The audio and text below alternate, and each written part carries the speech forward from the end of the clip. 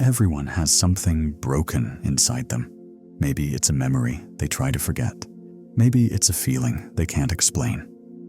We all carry pain, but most of us hide it so well that even we forget it's there, yet it still shapes who we become, what we choose, and what we avoid. This section begins with that idea, that inside each of us is a kind of shattered mirror, a part of us that once reflected who we really were, but cracked somewhere along the way. And instead of fixing it, we learned to look away. But the cracks didn't disappear. They simply sank into the background and became part of our normal.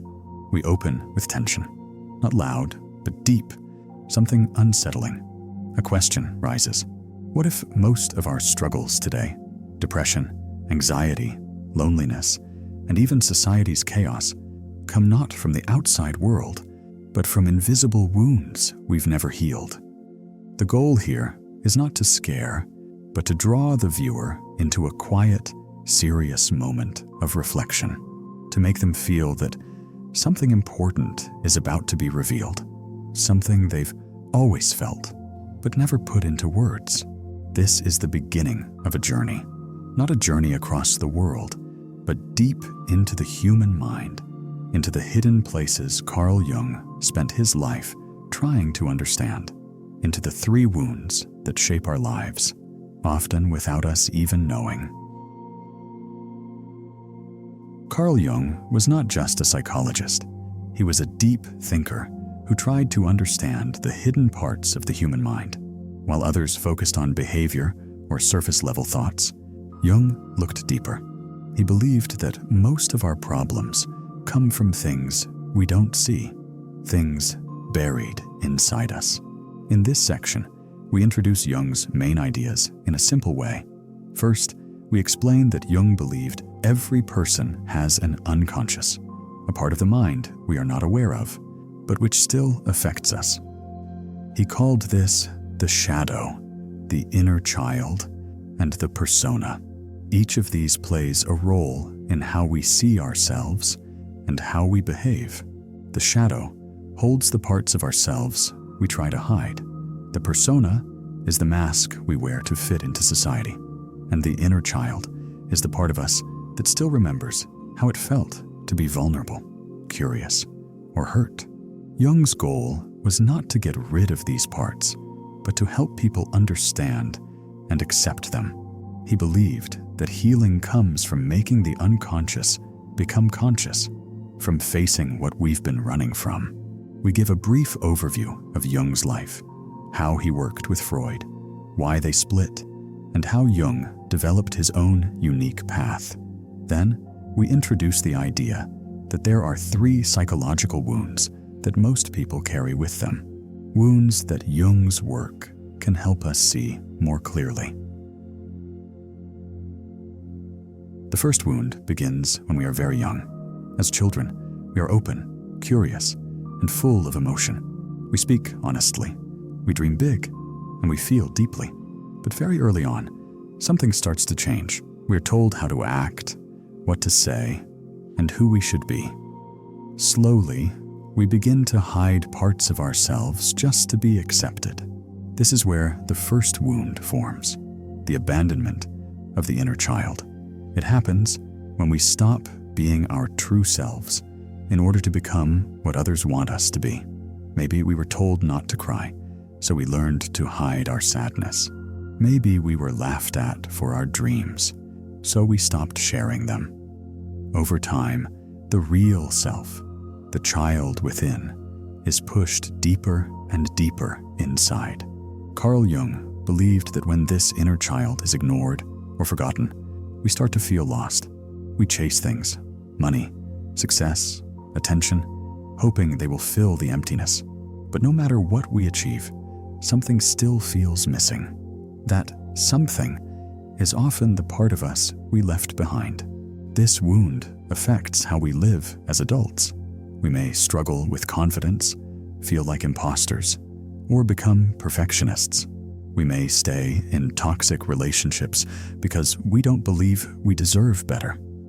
Many of our fears and doubts come from this early disconnection from who we really are. We also look at how this wound is used by systems around us. Advertising, for example, often targets our insecurities. It tells us we're not good enough unless we buy something. The world profits from our self-abandonment. The first wound is deep, but not hopeless. Later in the video, we'll explore how it can be healed. But first, we need to face the second wound, the one that hides in the dark. The second wound is not about what we lost, it's about what we hide. Carl Jung called it the shadow. The shadow is made up of all the parts of ourselves we deny, reject, or are ashamed of. These could be feelings like anger, jealousy, fear, or even desires we were told are bad. Instead of facing these feelings, we push them away. We pretend they're not there, but they don't disappear. The shadow stays inside us, waiting. It leaks out in ways we don't expect, through sudden outbursts, anxiety, hate, or judgment of others. Often, the things we dislike most in other people are actually reflections of our own hidden parts. This is called projection. When we throw our inner conflict onto someone else, this wound can be dangerous, not just for individuals, but for entire societies. History shows us this again and again. During the witch trials, people projected their fears onto innocent women. During political purges, people blamed outsiders for problems they didn't want to face. In today's world, we still do this on social media, in politics, and even in our relationships. When we don't face our own darkness, we create enemies out of others. Jung warned that if we don't become aware of our shadow, it controls us from behind the scenes. We think we're doing good, but we're actually acting out old pain, fear, or hate. This wound is hard to face because it asks us to be honest with ourselves. It takes courage to admit we are not always kind, not always strong, not always right. But Jung believed that by meeting our shadow, we become whole, we become real. Facing the shadow is not about becoming perfect. It's about becoming aware and choosing better instead of blindly reacting. Only then can we stop repeating the same patterns. Only then can we begin to heal. Next, we look at the third wound, the one society teaches us to wear like a costume. Wound 3, the mask of the collective persona. The third wound is not just personal, it's collective. It's the wound we all share, even if we don't realize it. Jung called this the persona, the mask we wear to fit into society. It's the image we present to others: polite, successful, confident, in control. But behind the mask, there may be fear, sadness, or confusion. We create a persona to survive in the world. We learn how to behave in school, at work, in public. We hide parts of ourselves to be accepted. A little of this is normal. But when the mask becomes everything, we lose touch with what's real. This wound becomes even more dangerous when it spreads across groups, cultures, and nations. That's when the collective persona forms. It's the image that entire societies present to themselves and to the world. A country may see itself as peaceful while ignoring its history of violence. A company may claim to care about people while exploiting its workers. A culture may praise independence while punishing vulnerability. We are trained to play roles on social media, in the workplace, even with our friends. We become actors in our own lives, always performing, always watching how others react. This can lead to deep emptiness. People start to feel fake, disconnected, or anxious without knowing why. The world tells us to be perfect, to succeed, to be liked. So we wear the mask, but inside, we may feel lonely, tired, or unsure of who we really are. That is the cost of this wound. The persona becomes a prison when we forget it's a mask, and when entire societies build themselves around this mask, the truth becomes dangerous. Whistleblowers are punished. Truth-tellers are silenced. Doubt is seen as weakness. Jung believed that healing means remembering who we are behind the role. It means letting the mask drop, even just a little, so the real self can breathe. This is the third wound. And now that we've seen all three, the question becomes, how have these wounds shaped the world around us? Echoes through history, when wounds became plagues.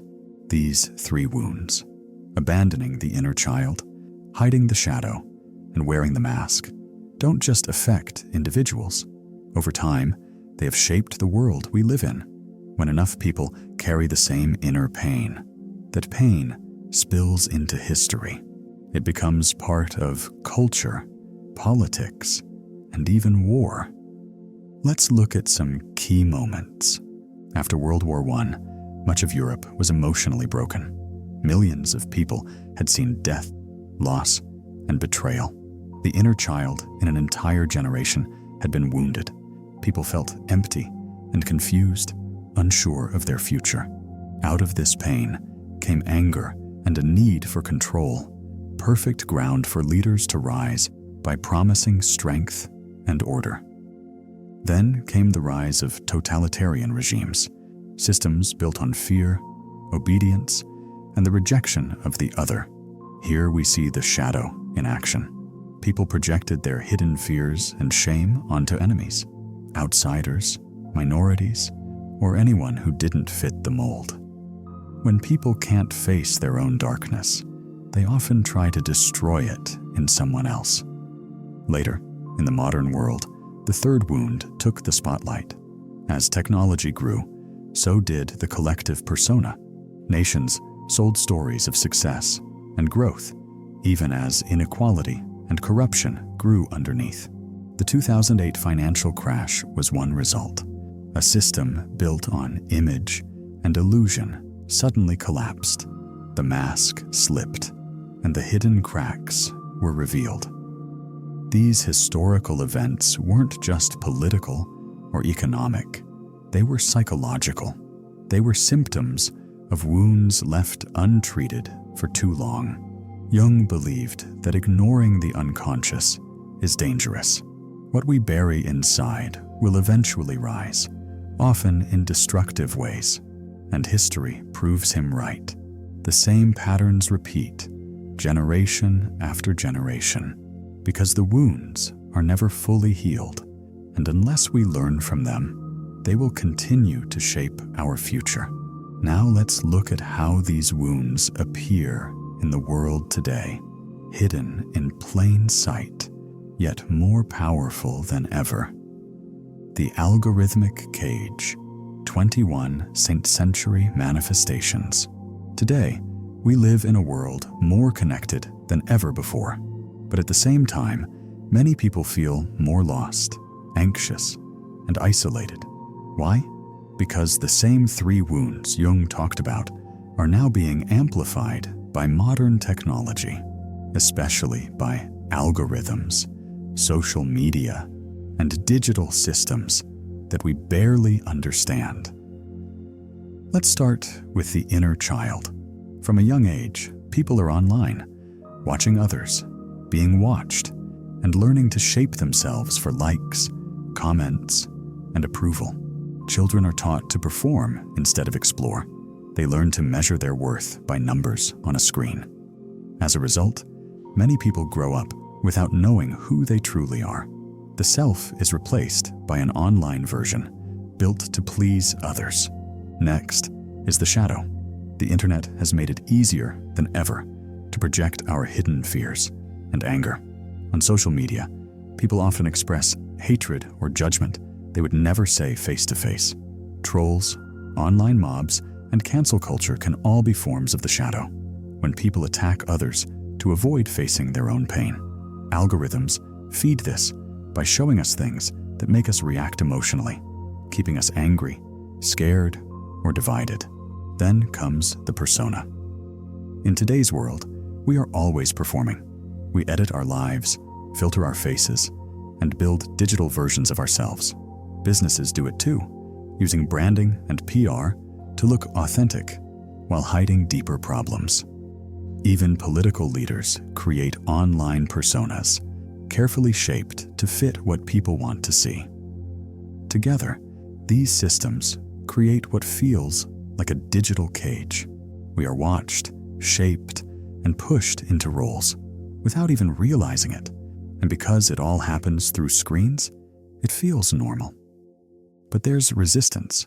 More people are beginning to notice the trap. Movements like digital detox, minimalism, and online honesty are small signs of awakening. People are asking deeper questions. Who am I without the mask? What am I running from? What part of me have I forgotten? We are at a turning point. And if we want to heal, we must first understand how deeply these wounds still control us.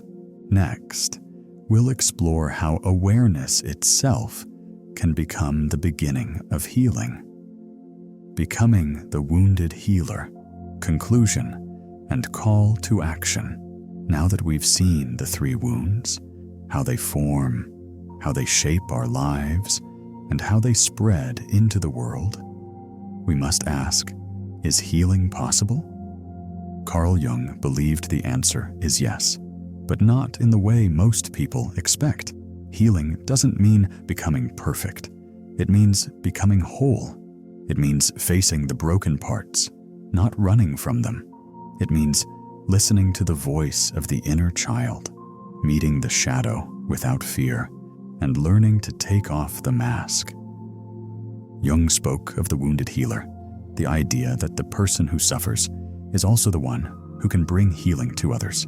But first, they must face their own pain. That is what this journey is about. So, how do we begin?